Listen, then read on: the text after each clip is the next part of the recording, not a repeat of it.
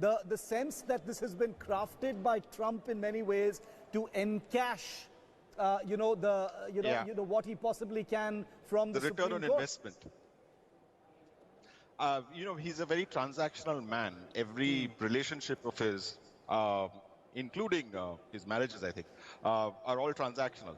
And he expects things in return. You remember Ukraine and the quid pro quo.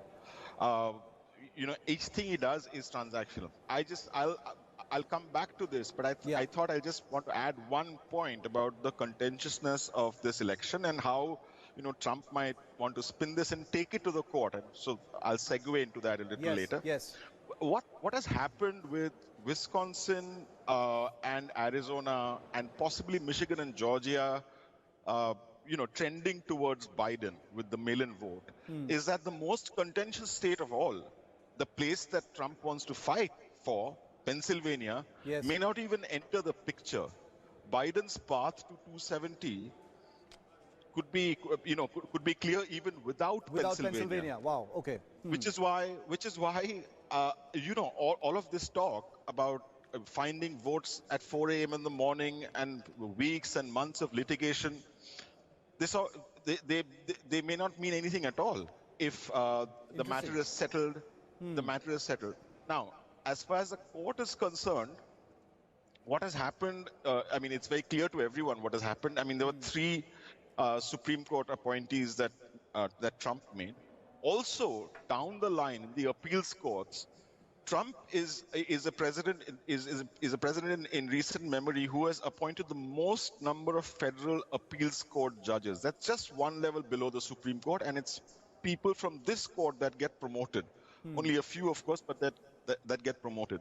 Now, a number of these cases, for instance, the one that will surely be contested out of Texas, where the drive-through voting that happened in Texas was contested by the Republicans. That will go to the Fifth Circuit that takes care of this region, Louisiana, Mississippi, and Texas. That will go in appeal there. Now, that court has been stacked so heavily that it was in any case very Republican, in any case very conservative leaning. But at this time, any 3-judge bench in that court will have one Trump appointee. So that's the state of the courts. That's really what Trump wants, and so he's the made homework it quite has been plain. done.